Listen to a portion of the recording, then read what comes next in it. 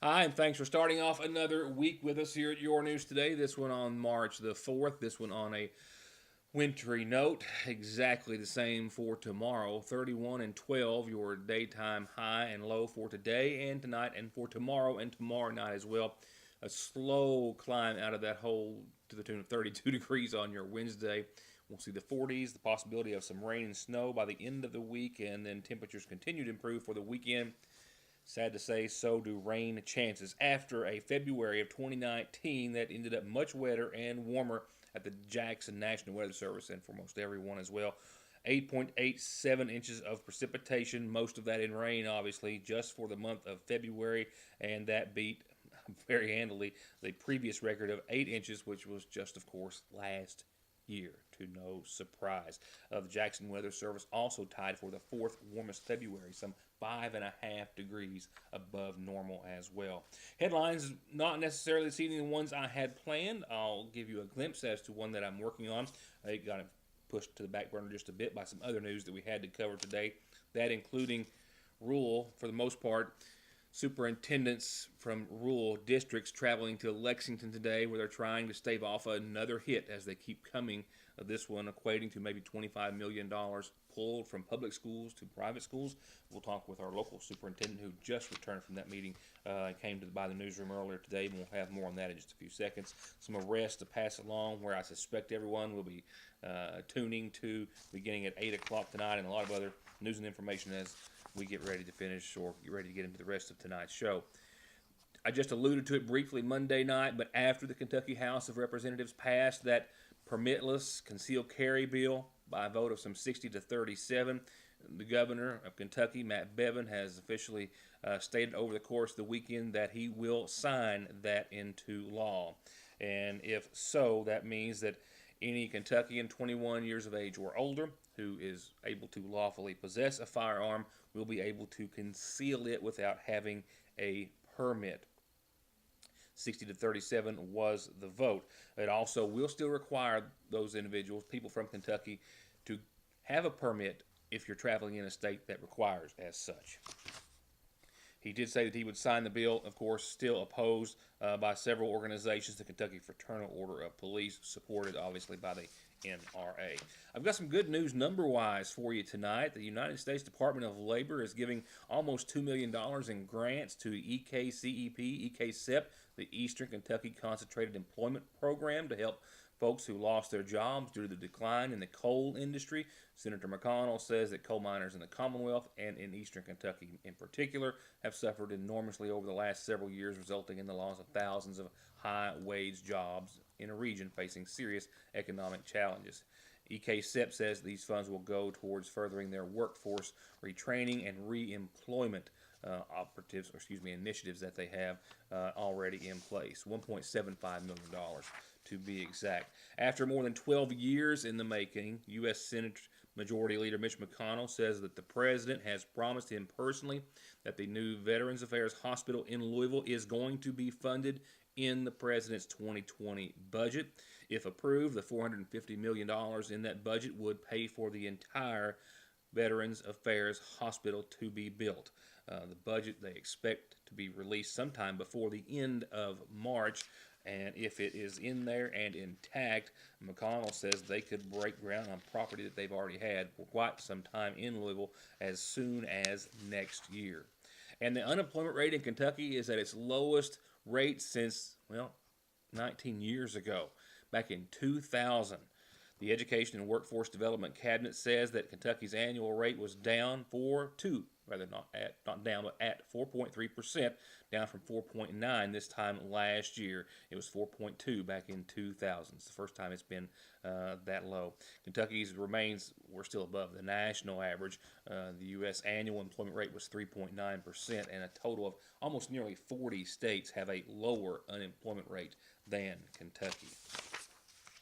In not so good news, OxyContin maker Purdue Pharma is considering bankruptcy because of the liabilities from the approaching 2,000 lawsuits against the drug manufacturer, saying that they contributed to the deadly opioid crisis that has crippled the United States. The potential bankruptcy filing shows that they are looking at possible major hits, not just to the company, but to the Sackler family. That's the owners of Purdue Pharma, who have made billions off of the drug. The filing for Chapter 11 bankruptcy would put at least a pause on all the lawsuits and allow the company to negotiate any claims with plaintiffs under a bankruptcy court.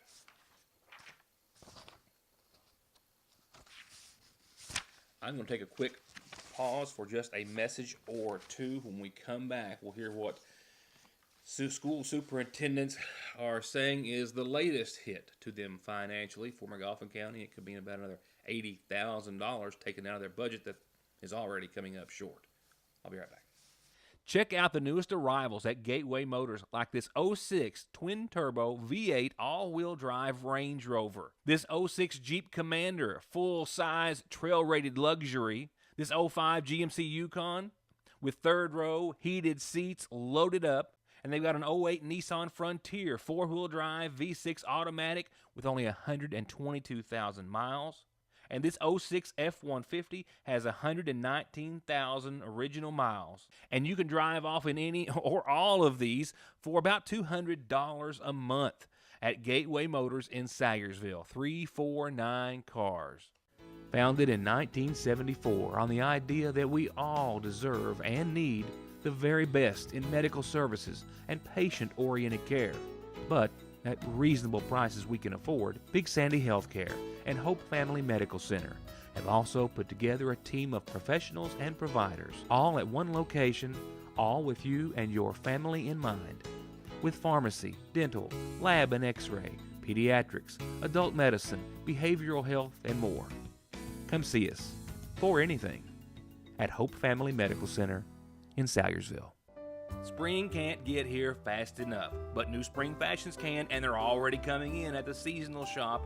They've got new designs from Simply Southern, including their Simply Cute hair bows, and all sorts of new designs in home decor, new bourbon and bow tie jewelry, and literally something new coming in every day. Make spring happen on your time at Fraser's Prater Drugs seasonal shop in downtown Sayersville.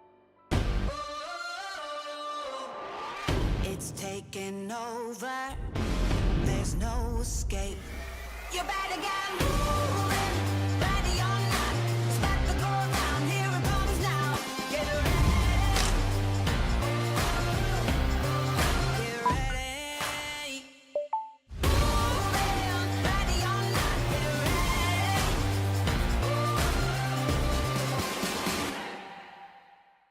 Several school superintendents were in Lexington today as part of a press conference where they were there in opposition of a school tax credit for private schools. The hits just keep coming for public school districts like that in McGoffin and Johnson counties, where Kentucky's public schools continue to have to battle serious financial hardships, and districts like these in the viewing area tend to feel it worse. Kentucky actually ranks third in states with the deepest cuts to K through 12 education over the span of 2008 to 2017. And now school superintendents and school districts like ours are faced with House Bill 205. It was just 2 weeks ago that I covered this event hosted by KVEC, in which many Eastern Kentucky school superintendents were there to discuss how they had just put together a very extensive document, a study, if you will, to present to legislators to let them know how they are already doing more with less funding and how their students are deserving of the opportunities that other Kentucky school districts have.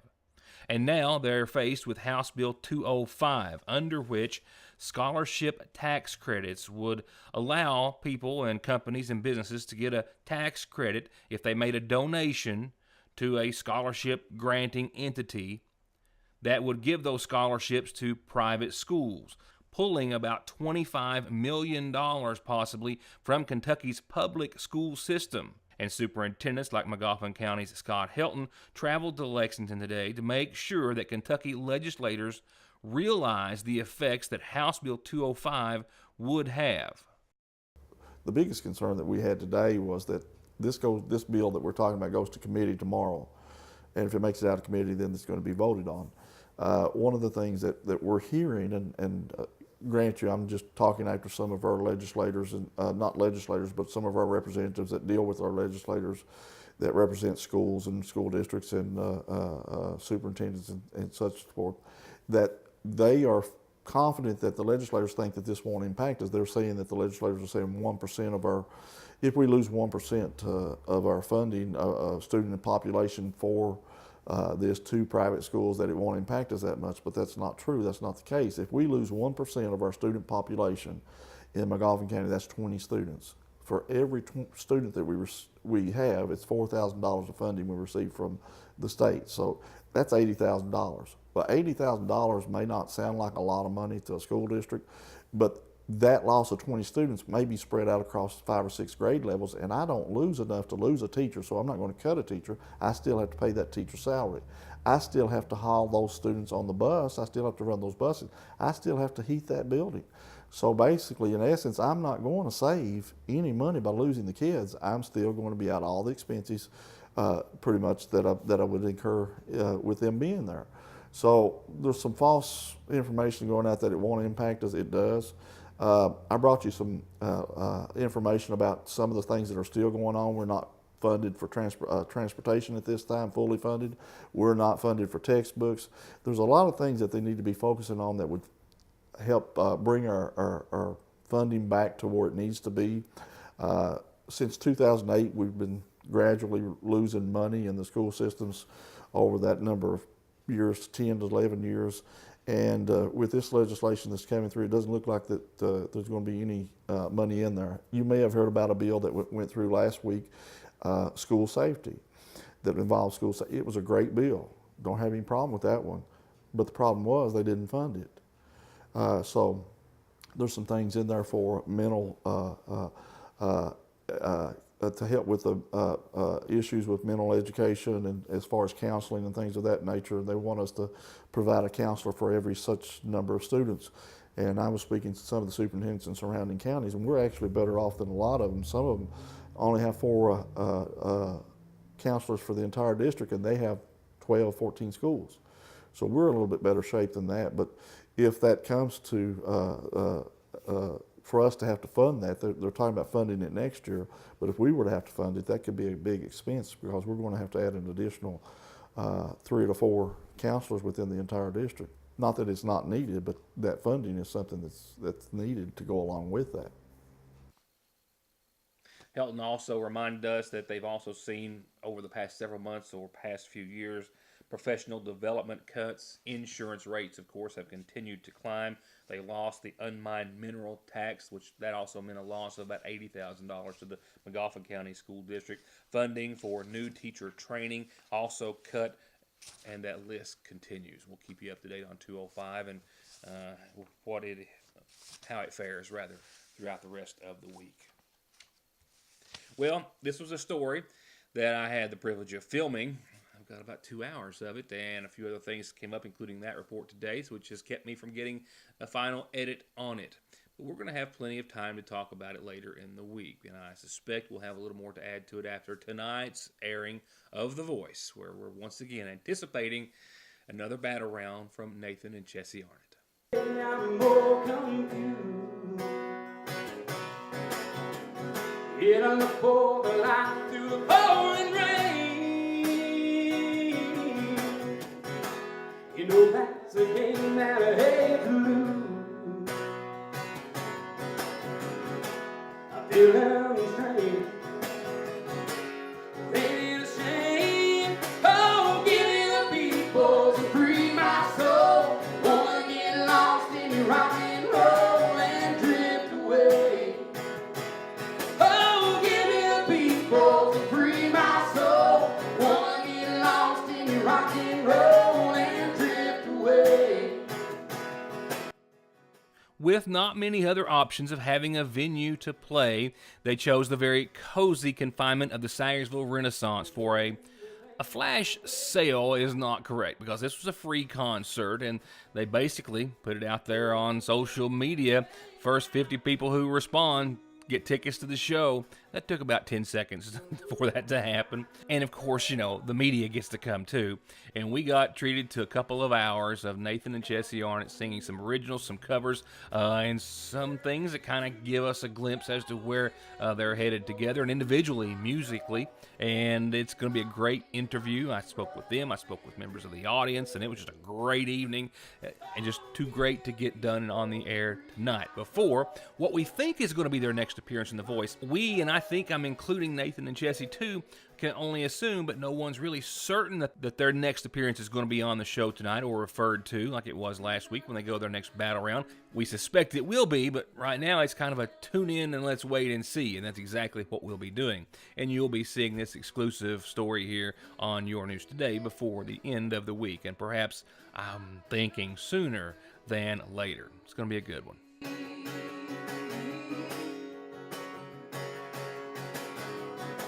Thanks for the joy that you've given me. I want you to know that I believe in your song. Your rhythm, the rhyme, and harmony. You help me along. You're making me strong. I'll give you people to free my soul. Wanna get lost in your rock and roll and drift away.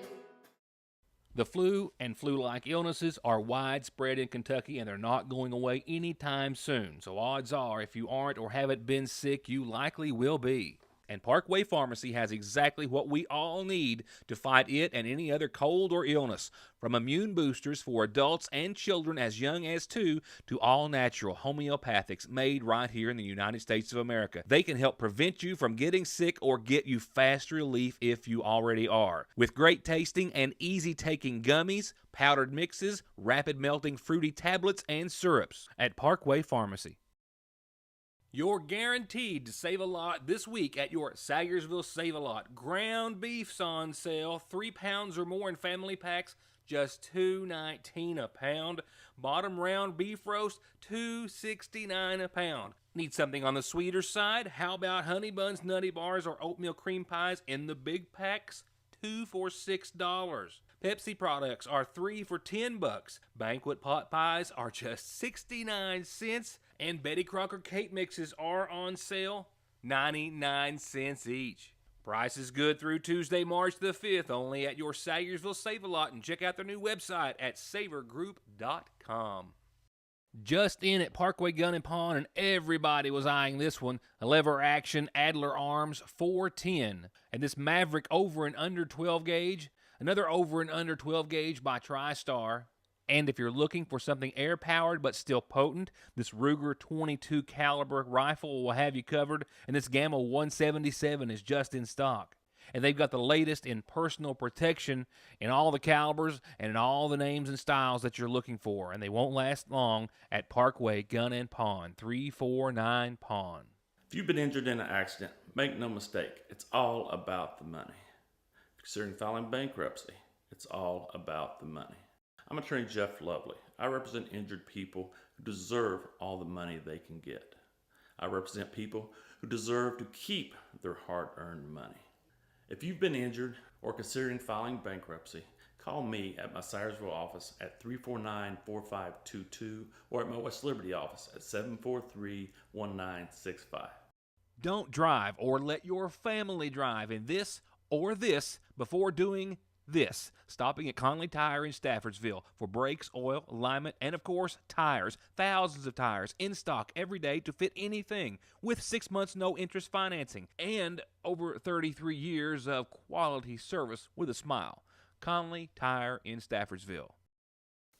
A couple of arrests in Johnson County making headlines tonight. The first of a Johnson County man after a tip to authorities from a confidential informant alluded to the fact that a large amount of methamphetamine and heroin might be coming back to Johnson County.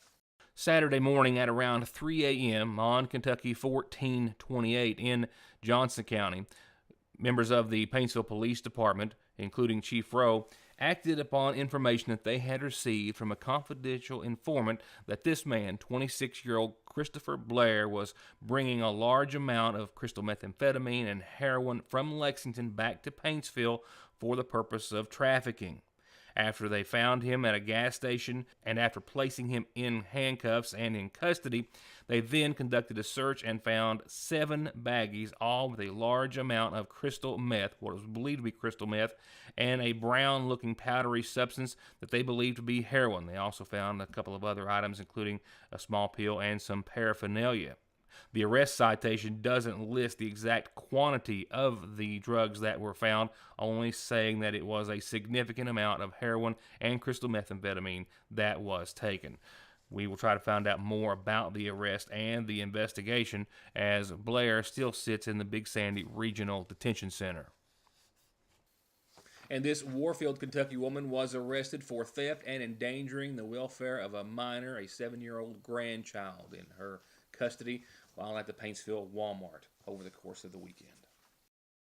Yesterday afternoon, shortly before 5, the Paintsville Police Department got a call from the Paintsville Walmart that this woman, Amy M. Bowen, 47, of Paintsville, was in the Walmart and appeared to be under the influence and had a small child in her custody.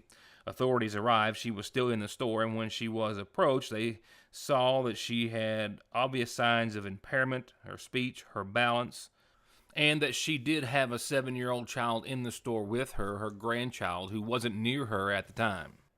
She failed field sobriety test, and officers also noted that there was pill residue in one of her nostrils, after which she admitted to snorting pills. And she also admitted that she drove there with the grandchild, knowing that her driver's license had been suspended. They also charged her for theft by unlawful taking because she had a belt around her waist that still had the Walmart price tag attached to it. In all, Bowen was charged with public intoxication of a controlled substance and endangering the welfare of a minor, her 7-year-old grandchild, operating on a suspended driver's license, and that shoplifting charge for the belt valued at about $15. And she, too, at last report, was still in the Big Sandy. Up next, tonight's McGoffin Farm Bureau community calendar, followed by funeral service announcements for this Monday. Yes, it's tomorrow that everyone in McGoffin County is invited to take part in the National Education Association's Read Across America event. It's tomorrow at North McGoffin at 1, it's Wednesday at Sagersville Grade School at 1, and it's Thursday at South McGoffin Elementary at 1 o'clock, and that's when you can come and join everyone from the community and our schools and the state and nation in pledging to participate in the district-wide celebration of reading for the 18th year. Hundreds of people joined last year. They hope hundreds more will this year, including you, starting tomorrow at North McGoffin. And if you've got a calendar announcement that you would like on the show, and that means birthdays and anniversaries too, simply tell me, and I'll take care of it from there. Next, funeral service announcements brought to you by the McGoffin County Funeral Home.